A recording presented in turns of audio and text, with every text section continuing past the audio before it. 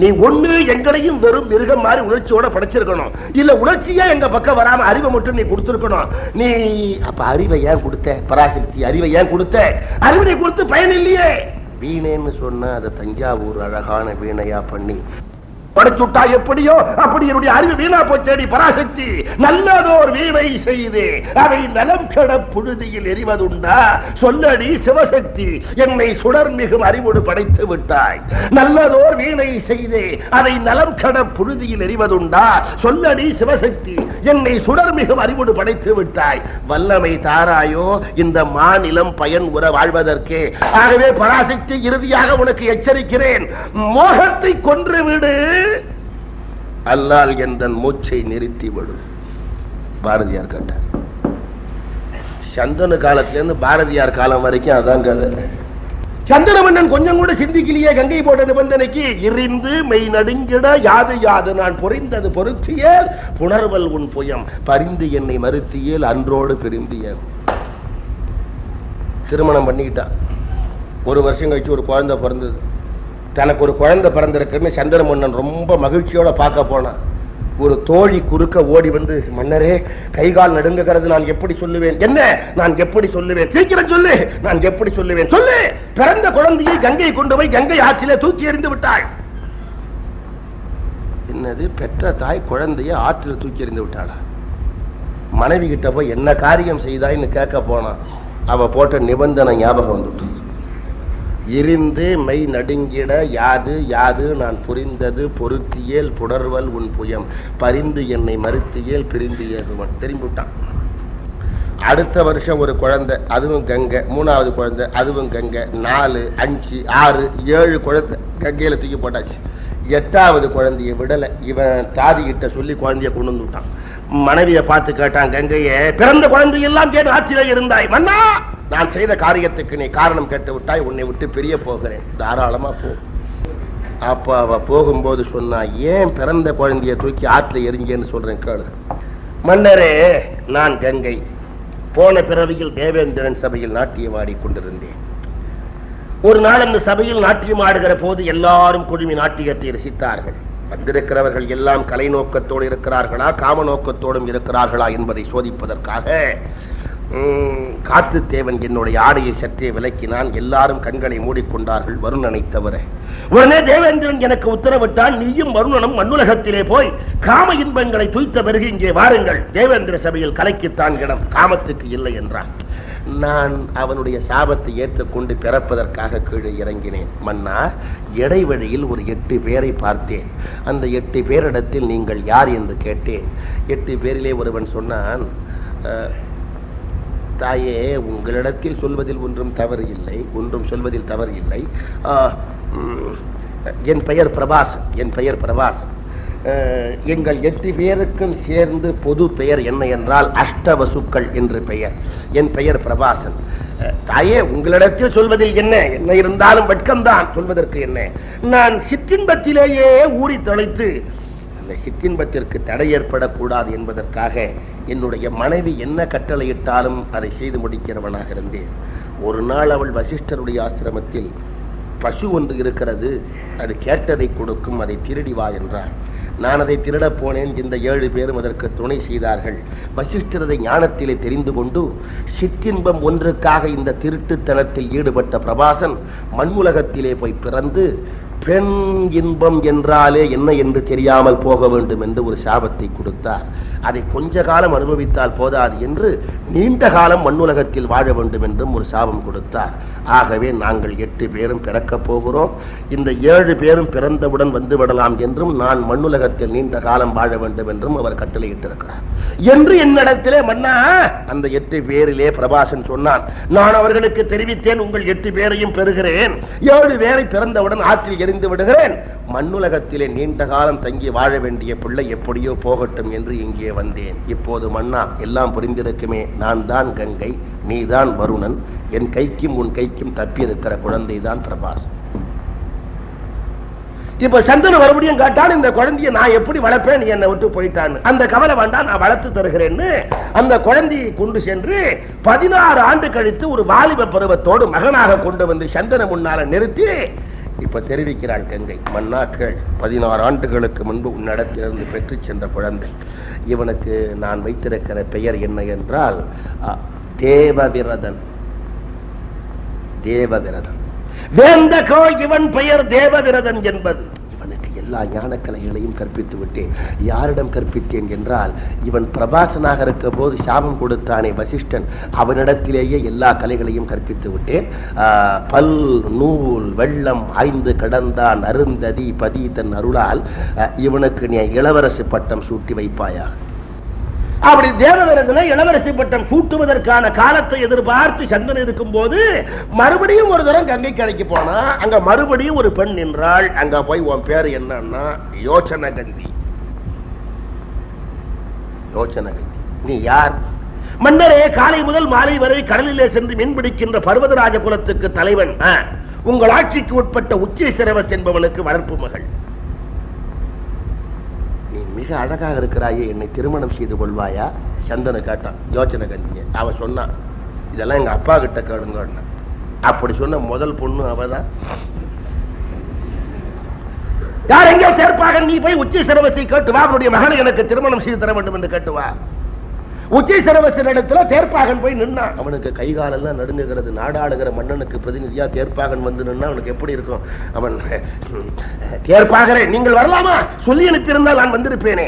அதுவும் நாடாளுகிற மன்னன் கீழான குலத்திலே பிறந்த என்னுடைய மகளை திருமணம் செய்து கொள்ளுகிறேன் என்று சொல்வது பரமபாக்கியம். பரமபாக்கியம். ஆனால் பரமபாக்கியம். ஆனால் மன்னர் என்னுடைய மகளை திருமணம் செய்து கொள்ளுகிறேன் என்று சொல்வது எப்படி என்றால், ஒரு பெரிய தராசை கொண்டு வந்து தொங்க விட்டு ஒரு தட்டிலே இமயமலையை தூக்கி வைத்து மற்றொரு தட்டிலே கண்ணுக்கு தெரியாத அணுவை போட்டு நிறுத்தால் எப்படியோ அப்படித்தான் நாடாளுகின்ற மன்னன் என்னுடைய மகளை மணக்க விரும்புவது. அதுவும் யயாதி குரு பூரு என்ற மாமன்னர்கள் வரவிலே வந்திருக்கிற நம்முடைய சந்தன மன்னன் என் கீழான குலத்திலே பிறந்த மகளை மணப்பது ஒரு தராசிலே இமயத்தையும் அணுவையும் நிறுத்தது போல். தேர்ப்பாகனே, பூருவின் மரபில் பிறந்த நின் கோமகன் என் புன் குலமகள் குயம் பொருந்துதல் மேருவும் அணுவும் நிகர்க்குமாறு ஒக்கும். மேருவும் அணுவும் நிகர்க்குமாறு ஒக்கும். பரமபாக்கியம், பரமபாக்கியம். ஆனால் என்ன? ஆனால் தேர்ப்பாகனே, சந்தன மன்னனுக்கு ஏற்கனவே ஒரு மகன் இருக்கிறான் அல்லவா? ஆம், தேவவிரதன் என்றுதானே பெயர். ஆம், மன்னனுக்கு பிறகு அரசனாக வேண்டியவன் தேவவிரதன் தானே. ஆம், என்னுடைய மகளை திருமணம் செய்து கொடுத்தால் அவளுக்கு ஒரு மகன் பிறந்தால் அவனுக்கு அரச பட்டம் கிடைக்காதல்லவா?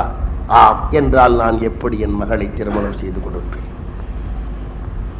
தேர்ப்பாகன் கேட்டான், அதற்கு என்ன செய்ய வேண்டும் என்கிறாய்?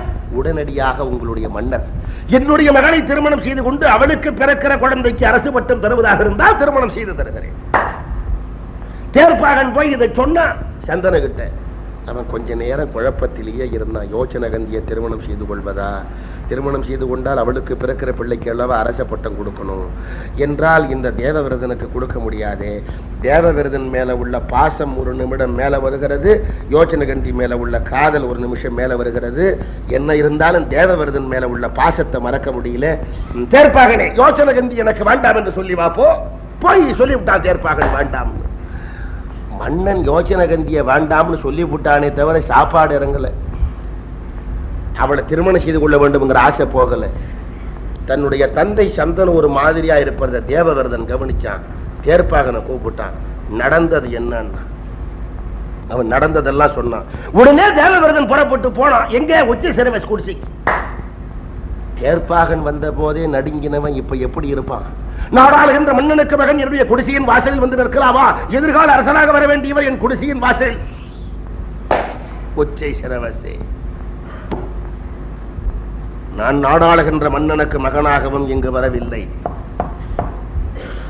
உன்னை எங்கள் ஆட்சிக்கு உட்பட்டு காலை முதல் மாலை வரை கடலிலே சென்று மீன்பிடிக்கின்ற பர்வதராஜ குலத்தலைவன் உச்சேசரசாவும் கருதி வரவில்லை. நன்றாக கவனி உச்சேசரவசே, உன்னை எப்படி கணித்து நான் வந்திருக்கிறேன் என்றால், பாட்டன் நீ எனக்கு. நான் சொல்வது புரியவில்லையா உச்சேசரவசே? நன்றாக தெளிவாகவே சொல்லுகிறேன். என்னை பெற்றெடுத்த தாயின் பெயர் கங்கை. நேற்று வரை, இன்று முதல் என் தாயின் பெயர் யோசனகந்தி. இன்னும் புரியவில்லையா? நீ எனக்கு தாத்தா, உன்னுடைய மகள் எனக்கு தாய் என்றால் நீ என்ன தேர்ப்பாக இடத்திலே கேட்டாய் என்று எனக்கு தெரியும்.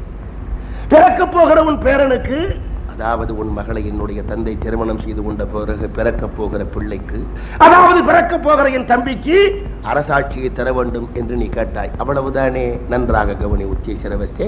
இந்த ஆட்சியில் முழு பங்கும் எனக்குத்தானே உரியது. எனக்கு இதில் பங்கு தேவையில்லை. பிறக்க போகிற தம்பிக்கு என்று நான் ஓலை எழுதி கொடுத்து விட்டால் தடை இருக்காதல்லவா? அந்த ஓலையை எழுதி எடுத்து கொண்டு வந்திருக்கிறேன். தடையில்லாமல் தயவு செய்து உன்னுடைய மகளை என் தந்தைக்கு திருமணம் செய்து எனக்கு தாயாக்கி தர வேண்டும். பார்த்தன் நீ எனக்கு, என்னை பெற்றவள் தானும் பகீரதி அல்லள். பார்த்தன் நீ எனக்கு, என்னை பெற்றவள் தானும் பகீரதி அல்லள். நின் மகளே, நாட்டம் மற்றும் உனக்கு யாது? நான் நேர்வன். நீட்டமற்று திருமணத்தை முடித்துத்தான். விறுவிறுன்னு உச்சை சிரவஸ் கையை பிடிச்சி இழுத்துன்னு போறான் தேவவிரதன் முன்னால. பின்னால யோசனை கந்தி வருகிறான். இப்ப உச்சை சிரவசுக்கு மனதில் மகிழ்ச்சி தாங்கல.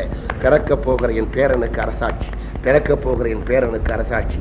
நாம் எதிர்பார்த்தபடியே தேவவிரதன் என்ன அளவுக்கு விட்டு கொடுத்திருக்கிறான். இந்த அரண்மனை வாசல் வரைக்கும் வந்தா, தாய்மானவர் பாட்டை இப்போதானே சொன்னேன், ஆசைக்கோர் அளவில்லைன்னு. அரண்மனை வாசல் வரைக்கும் வந்தானே உச்சை சிரவஸ் திடீர்னு நின்னுட்டான். தேவவிரதன் திரும்பி பார்த்து, என்ன, இந்த திருமணம் நடக்காது. ஏன் நடக்காது? உச்சை சிரவசே, என்ன காரணம்? நடக்காது. உச்சை சிரவசே, தேவவிரதனாகி நான் இப்போது அரசியலே பங்கு வேண்டாம் என்று எழுதி கொடுத்து விட்டு பிறகு திருமணம் நடந்த பிறகு எனக்கு அரசியலே பங்கு வேண்டும் என்று கேட்பேன் என்று பார்த்தாயா? இல்லை. என்னுடைய சொன்ன சொல் மீறுவேன் என்று எண்ணினாயா? இல்லை. பிறகு என்ன தடை சொல்லேன் உச்சை சிரவசே? தேவவிரதா, அரசியலே நீ பங்கு கேட்க மாட்டாய், பிறகு நீ பங்கு கேட்க மாட்டாய், பிறகு பிறகு சீக்கிரம் சொல். உனக்கு திருமணம் நடந்து அவனுக்கு ஒரு மகன் பிறந்தார். எனக்கு திருமணம் நடந்து அவளுக்கும் எனக்கும் ஒரு மகன் பிறந்தார். அவன் அரசியலே பங்கு கேட்பான் அல்லவா? ஓ, உச்சை சிரவசே, உன் சந்தேகம் நியாயமானது. எனக்கு திருமணம் நடந்து ஒரு பிள்ளை பிறந்தால் அவன் அரசியலே பங்கு கேட்கலாம் தான். கவலைப்படாதே, வா, அந்த சந்தேகத்தையும் நான் நீக்கி விடுகிறேன். அதாவது எனக்கு ஒரு மகன் பிறந்து அவன் அரசியலே பங்கு கேட்பானோ என்கிற உன்னுடைய சந்தேகத்தையும் நீக்கி விடுகிறேன். பிறகு நீ உன்னுடைய மகளை என் தந்தைக்கு திருமணம் செய்து கொடுக்கலாமா என்று அழைத்து சென்றான். ஒரு பக்கம் உச்சை சிரவஸ், ஒரு பக்கம் யோசனை கத்தி உட்கார்ந்திருக்கா சந்தன சிம்மாசனத்தில். தேவவிரதன் வலது கரத்தை உயர்த்தி கொண்டு சொன்னான், ககனம் தங்கு மங்கையர்களும் வானத்து முனிவர்களும் சாட்சியாக சொல்லுகிறேன். இந்த அவையிலே கூடியிருக்கின்ற அமைச்சர்களே, மக்கள் பிரதானிகளே, நன்றாக கவனியுங்கள். இதோ இருக்கிற என்னுடைய தந்தை சந்தன மன்னன், இதோ இருக்கும் உச்சை சிரவஸ் வளர்ப்பு மகள் யோசனகந்தியை திருமணம் செய்து கொள்ள வேண்டும் என்று ஆசைப்பட்டான். நானே வலிய சென்றேன், அரசியலே பங்கு வேண்டாம் என்று ஓலை எழுதி கொடுத்தேன். உடன்பட்டு உச்சை சிரவஸ் உடன் வந்தான். வந்த இடத்தில் ஏற்பட்ட சந்தேகம், எனக்கு ஒரு மகன் பிறந்து அரசியலே பங்கு கேட்டால் என்ன செய்வது என்று. உச்சை சிரவஸின் அந்த சந்தேகத்தை போக்குவதற்காக இங்கே இருக்கும் மக்கள் பிரதானிகள், மந்திரிகள் மற்றும் உள்ளவர்கள் சார்பாக நான் ஒரு பெரிய சபதம் செய்கிறேன், கேளுங்கள். எனக்கு ஒரு மகன் பிறந்தவன் அரசியலே பங்கு கேட்க மாட்டான் என்பதற்கு சான்றாக வானத்து தேவர்கள், மங்கையர்கள் சாட்சியாக சொல்லுகிறேன், இந்த உடம்பிலே உயிர் என்ற ஒன்று ஓடுகிற வரைக்கும் நான் திருமணமே செய்து கொள்ள மாட்டேன், இது சத்தியம் என்றான். வானத்து தேவர்கள் மலர் மழை பொழிந்து, இந்த தேவவிரதன் பயங்கர சபதத்தை செய்திருக்கிறானே, தேவவிரதன் பயங்கரமான சபதத்தை செய்ததால் இன்று முதல் இவன் பெயர் தேவவிரதன் அல்ல, இன்று முதல் இவன் பெயர் பீஷ்மன் என்றார். சமஸ்கிருதத்தில் பீஷ்மன் என்ற சொல்லுக்கு பொருள் பயங்கர சபதம் செய்தவன், அவ்வளவுதான். யாரு பயங்கரமான சபதத்தை செய்தாலும் உங்களுக்கு பேரு பீஷ்மன். என்ன சார், கல்யாணம் பண்ணிக்கிறது இல்லைன்னு சொன்னது ஒரு பயங்கர சபதமானு கேட்கலாம். அப்படி சொல்றது ஒன்னும் பயங்கர சபதம் இல்லை, செய்யணுமே. பிரம்மச்சாரியா இருக்கிறதுன்னா சும்மாவா? பிரம்மச்சாரின்னு ஏன் பேரு வச்சான்? பிரம்மா கூட ஒழுங்கா இருக்கேன்னு சொல்லி விட்டு தப்பு பண்ணிடுவான், கேட்டா சாரி, அதனால தானே பிரம்மச்சாரி. புலநடக்கம்னா சும்மாவா? உலகத்தில் இருக்கிற அத்தனை பேரும் பஸ் வசதி இல்லாம, காரு வசதி இல்லாம நடந்து வயல்வரப்புல போய் காஞ்சி காமகோடி பீடாதிபதி ஜெகத்குரு சங்கராச்சாரியார் சுவாமிகளை வணங்குவதற்கு ஒரே காரணம் புலநடக்கம். நான் ஒன்னும் கடல் கடந்து வந்து அவருடைய பெருமையை நான் சொல்ல வேண்டிய அவசியம் இல்லை, உங்களுக்கு தெரியாத. 84 வயசுல அவருக்குள்ள ஆகார நியமத்தை பத்தி தெரிஞ்சுக்கணும். சூரியன் இருந்தாதான் சாப்பாடு. காலை 11 மணிக்கு மேகம் வந்து சூரியனை மறைச்சு போச்சுன்னா சாப்பாடு கிடையாது. அவர் கையில அப்படி தண்ணீரை வச்சுக்கிட்டு நிக்கணும். கீழே இலைய போட்டு எல்லா சாதத்தையும் பரிமாறி அதை அப்படியே மடிச்சு கொண்டு போய் மண்ணுக்குள்ள வச்சிருவாங்க. அவருக்கு நெல்லு பொரிய தயிர்ல ஊற போட்டு 6 அடி தள்ளி நின்று உதறுவான். அது கையில விழுந்தாதான் ஒரு தரம் தான். அதை சாப்பிட்டு தான் அந்த மாதிரி ஊனினை உருக்கி உள்ளொளி பெருக்கி அதிலேயும் நியமமாக இருக்கிற பெருமையினால எல்லாரும் போய் வணங்குகிறோம். பிரம்மச்சரியம் என்று சொல்வது அப்படி. எப்ப இப்படி பயங்கர சபதத்தை செய்ததுனால தேவவர்தனுக்கு கிடைச்ச பேர் பீஷ்மர். அப்படியே சந்தன மன்னன் கண்கள்ல கண்ணீரோட இறங்கி வந்து மகனை தழுவிக்கிட்டு சொன்னான், மகனே என்ன பெரிய தியாகத்தை பண்ணினேன், நல்லா கவனி. இந்த உலகத்துல அப்பா பிள்ளைக்கு செய்ய வேண்டிய கடமைன்னு சிலது உண்டு. அதுல ஒண்ணு கூட உனக்கு நான் செய்யல. புள்ள அப்பாவுக்கு செய்ய வேண்டிய நன்றின்னு சிலது உண்டு. அதுல 100 மடங்கு நீ செஞ்சுட்ட. உண்மைதானே? அப்பாவா பார்த்து பிள்ளைக்கு கல்யாணம் பண்ண வேண்டிய வயசுல பிள்ளையா பார்த்து அப்பாவுக்கு பண்ணி வச்ச. தந்தையர்க்கு உதவும் உதவியில் நீ எனக்கு 100 மடங்கு உதவினை. தந்தையர்க்கு உதவும் உதவியில் நீ எனக்கு 100 மடங்கு உதவினை. மைந்தர்க்கு உதவும் உதவியில் யான் ஒரு மாதவம் செய்கிறேன். ஆனால் உனக்கு நான் ஒன்றும் செய்யவில்லையே தவிர மகனே கேள், நன்றாக கேள். இதுவரைக்கும் நான் செய்திருக்கிற புண்ணியங்களின் பெயரால் உனக்கு ஒரு வரம் தருகிறேன், கேள். பீஷ்மனே, எப்பொழுது எந்த நாள் எந்த கணம் நீயாக சாக வேண்டும் என்று நினைக்கிறாயோ அந்த பொழுது அந்த நாள் அந்த கணம் உனக்கு சாவு வருமே தவிர நீ நினைக்காத வரைக்கும் எவன் உன் உயிரை எடுக்க முடியாது. இந்த வரத்தை உனக்கு நான் தந்தேன். சிந்தையில் துறக்கம் வேண்டும் என்று எண்ணி நீயாக செல்லும் அன்று அல்லது முந்துர வரப்பெறான் காலன் என முடிவிலா பெருவரம் அளித்தான். இப்ப மறுபடியும் பழைய கதைக்கு போவோம். நகுஷன் என்பவன் ஆசையே இல்லை என்றான். சந்தன என்பவன் ஆசையிலேயே மூழ்கினான். இப்படி 2 தலைமுறை வாழுமானால் பின்னால் வருகிற 3வது தலைமுறை தன்னை தியாகம் செய்து கொள்ள வேண்டிய சந்தர்ப்பம் ஏற்படும் என்பதுதான் கதை. ஆசையே இல்லைன்னு சொல்லாத, ஆசையிலேயே மூழ்கி கூடாது. அருமையா பல பேர் கேட்டுக்கலாம். மறுபடியும் சொல்றேன், திருநாவுக்கரசர் பாடுறார், அந்தந்த வயசுல அனுபவிக்க வேண்டிய வயசுல அனுபவி. அப்படி அந்த அனுபவிக்க வேண்டியதெல்லாம் எந்த அளவுக்கு அனுபவிக்கணும் அனுபவிச்சு விட்டு கடைசி காலத்துல உனக்கு எது இன்பம்னா கோயில் குழந்தாய். திருவிடமருதூர்ல போய் பாரு. 5 வயசு வரைக்கும் நமக்கு எதுல இன்பம்? வாழைப்பழம். அப்பாவோட கடத்தருக்கு போய் அப்பா ஆப்பாயம் வாழைப்பழத்தை வாங்கி தோலை கூட உரிக்காம தள்ளி போடும். 10 வயசு ஆச்சுன்னா கரும்பு அதை வாங்கி. 20 வயசு ஆச்சுன்னா என்ன ஆசை? என்னென்னமோ ஆசை. அப்பா என் ஃப்ரெண்டுக்கு கல்யாணம். அப்பனுக்கு புரியுதா? ஃப்ரெண்டுக்கு கல்யாணம்னா என்னடா ஏதாவது கிஃப்ட வாங்கி கூடன்றாங்கிறார். ஃப்ரெண்ட்ஸுக்கெல்லாம் கல்யாணம். அப்பதான் அப்பாவுக்கே புரியுது. சரி பண்ணிக்க. 30 வயசு ஆச்சுன்னா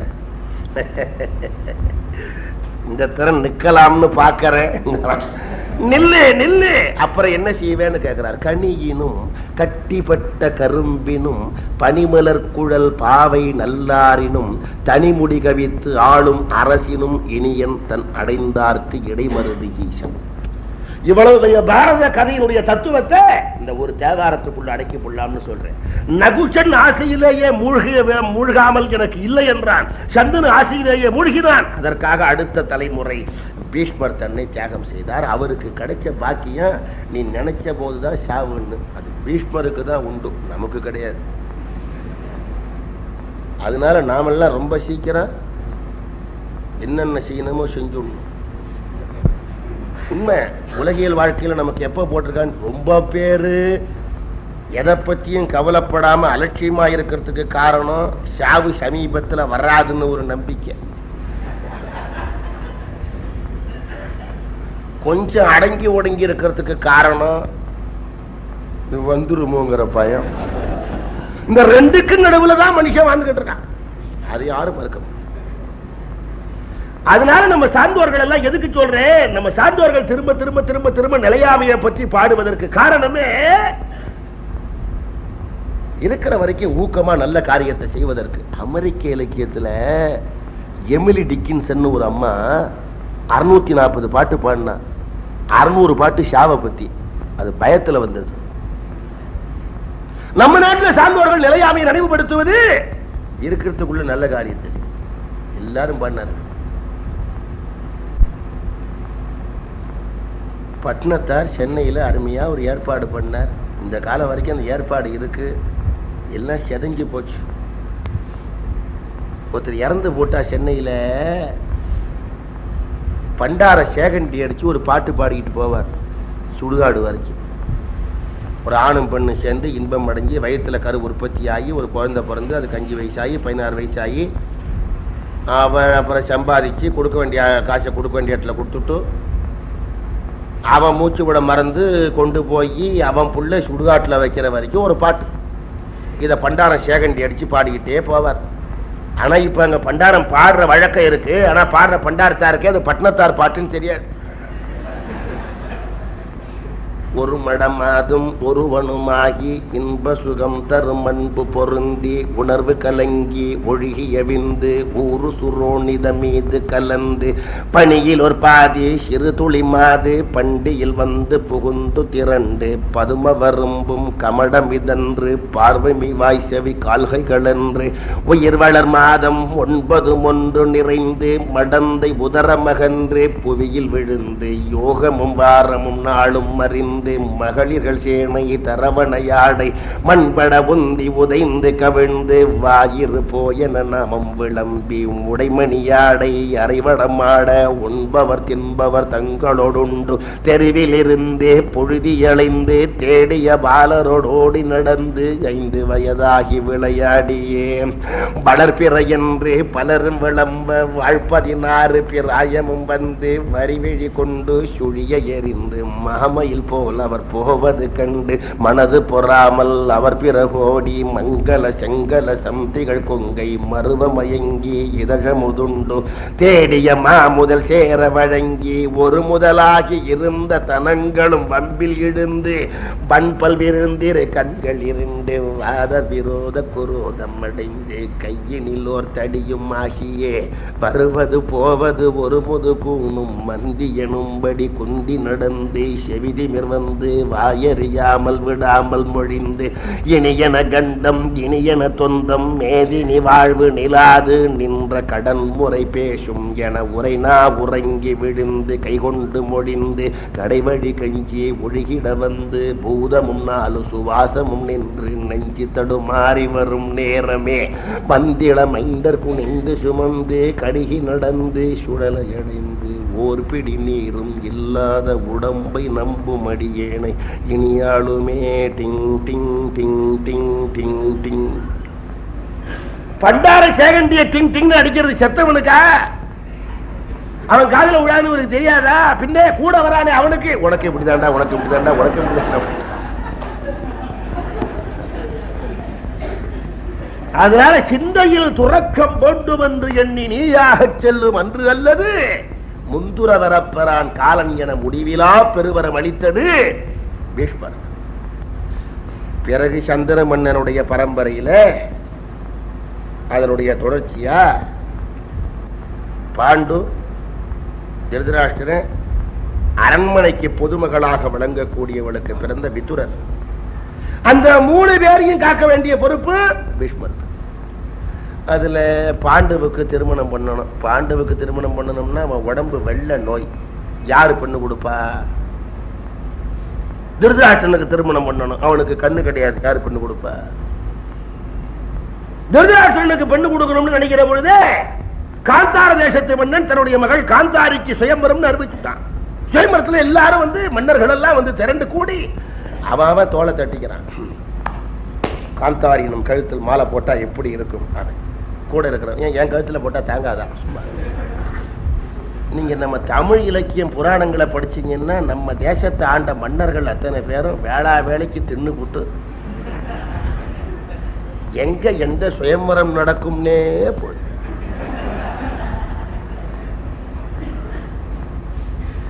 அதுவும் அந்த சுயம்பரத்துல போட்டி வச்சு திருமணம். அதனால எங்கேயாவது ஒரு போட்டி ஒரு திருமணம். முக்கியமா நீங்க கவனிக்கணும், பரம்பரை பரம்பரையாக மன்னர்கள் சுயம்பரத்தின் பேராலே போட்டியில் கலந்து கொண்ட உணர்வினுடைய ஒரு சிறு அணு தருமன் ரத்தத்திலேயும் இருந்ததனாலேதான் சூதாட்டத்தில் அமர்ந்தார். அது யாரும் மறுத்திட முடியாது. விதி அவரை தள்ளி கொண்டு போய் உட்கார வச்சதுங்கிறதெல்லாம் ரெண்டாவது. அந்த ரத்தத்திலேயே அந்த ஒரு சிறு கூறு இருந்து போச்சு. அதுக்காக தான் குழந்தைகளை தவறான விஷயங்கள்ல முதல்ல விட்டுறக்கூடாது. போட்டியில, படிப்புல போட்டியில விடலாம், விளையாட்டுல போட்டியில விடலாம். வேற போட்டி பக்கம் எல்லாம் பையன் போய் நாம கவனிக்காம விட்டுட்டோம்னா தீர்ந்து போச்சு. தமிழ்நாட்டில் எத்தனை பேரு சின்ன வயசுலயும் கிண்டி, 60 வயசுலயும் கிண்டி அங்கேயே நிக்கிறானு, சைதாப்பேட்டுக்கு பக்கத்துல வரமாட்டேங்கிறான். சின்ன குழந்தைகளை தவறான விஷயத்துல போட்டி விட்டா போச்சு. எங்க ஊர்ல ஒரு பையன் எடுத்ததுக்கெல்லாம் பந்தயம் கட்டுவான். எடுத்ததுக்கெல்லாம் பந்தயம். இன்னைக்கு என்ன கிழமைடா? திங்கக்கிழமைடா? இல்லடா செவ்வாய் கிழமைடா சொல்ற, பெட்டு 5 ரூபாடா. பையனுக்கு அப்பா பார்த்தார், இது ஒன்றும் சரிப்பட்டு வராது. பையன் பெரிய கேம்பிளரா போடுவான்.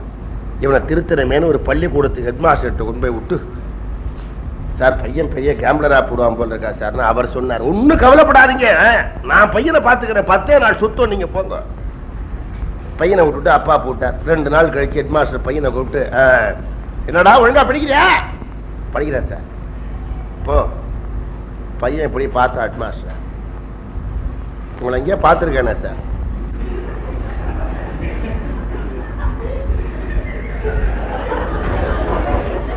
உங்களை மெட்ராஸ் பீச்சில் பார்த்தேன் சார். சார் உங்க மார்பில கூட கருப்பா ஒரு மச்சம் இருக்குமே சார். என்ன சார் சொல்றீங்க? பெட்டு 5 ரூபா சார். இவர் பார்த்தார், இவன் நம்ம கிட்டயே கட்ட ஆரம்பிச்சுட்டான். இனிமே ஒன்றும் சரிப்பட்டு வராது. ஆனா நம்ம மார்பிலையோ கருப்பா மச்சம் இல்லை, நாமளும் ஒரு 5 ரூபா கட்டுவோம்.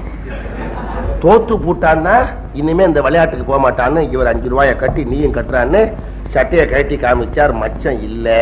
அவன் 5 ரூபாயை கொடுத்துட்டு போயிட்டான். பையன் அப்பாவுக்கு ஹெட்மாஸ்டர் லெட்டர் எழுதினார், உங்க பையன் வந்தா இந்த மாதிரி பந்தயம் கட்டினா, ஒரு தரம் தோத்தா மறுபடியும் இந்த காரியத்துக்கு போக மாட்டான்னு நானும் கட்டினேன். சட்டையை கட்டி காமிச்ச, மச்சம் இல்லை. பையன் 5 ரூபாய் கொடுத்துட்டு போட்டான்.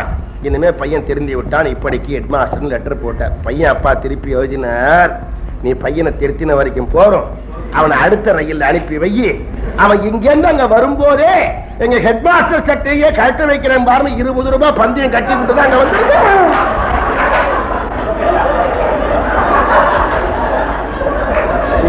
வரைக்கும். அந்த மாதிரி சுயம்பரத்துல பீஷ்மர் இங்க இருந்து போனார். காந்தாரிக்கு அப்பா காந்தார தேசத்து மன்னனை பார்த்தார். காந்தாரா, திருதராஷ்டிரனுக்கு கல்யாணம் பண்ணணும். அவனுக்கு கண் இல்லை. உனக்கு நல்லா தெரியும், கண் இல்லாதவனுக்கு பெண்ணை கொடுன்னு கேட்கறது முறை இல்லைதான். இருந்தாலும் வேற வழி இல்லப்பா, நீ எப்படியாவது திருமணம் செய்து கொடுக்கணுமே. அவன் சொன்னான், காந்தாரன், பீஷ்மரே, உம்மோடு ஏதேனும் ஒரு விதத்தில் எனக்கு ஒரு தொடர்பு ஏற்படுவது பெருமைக்கு உரியது. ஆனால் இது திருமண விஷயமாக இருப்பதனால் நானாக இந்த முடிவையும் எடுக்க முடியாது. இப்பொழுதே உமக்கு முன்னாலேயே கேட்கிறேன், காந்தாரி ஒப்புக்கொண்டால் திருமணம் நடக்கட்டும். திரும்பி காந்தாரி உள்ளேந்து வந்தா, வந்ததை பார்த்தா தந்தை காந்தாரனுக்கு வியப்பு, பீஷ்மருக்கு வியப்பு. உள்ளேந்தவ வரும்போதே ஒரு துணியை எடுத்து 4ஆ மடிச்சு 2 கண்களையும் இருக்க கட்டி கொண்டு வந்திருந்தாள். தந்தை காட்டான், மகளே என்ன காரியம் செய்தாய்? அப்பா, இன்னுமே இந்த கண்ணை திறந்து நான் எதையுமே பார்க்க மாட்டேன். ஏன்? இமைத்த கண் இணை இனி மலர்ந்து நோக்கலேன். என்ன மகளே? ஆம் தந்தையே, இமைத்த கண் இணை இனி மலர்ந்து நோக்கலேன் என சமைத்த பட்டம் ஒன்று தாங்கினேன். ஏன் என்றால், எனக்காக பேசப்பட்ட கணவருக்கு 2 கண்களும் இல்லை என்ற பிறகு நான் 2 கண்களை கொண்டு எந்த இன்பங்களையும் காண விரும்பவில்லை. நாம் படிச்ச காவியத்துல, புராணத்துல அறிமுகப்படுத்தப்படுகிற காலத்துல காந்தாரிய மாதிரி ஒரு உத்தமி உலகத்திலேயே கிடையாது. சீதையெல்லாம் அவளுக்கு பின்னால. தனக்காக பேசப்பட்ட கணவனுக்கு 2 கண்ணு இல்லைன்னு கேள்விப்பட்டு தன் 2 கண்களை மூடிக்கொள்ள வேண்டும் வாழ்க்கை முடிகிற வரைக்கும்னா எவ்வளவு உத்தமையா இருக்கணும்.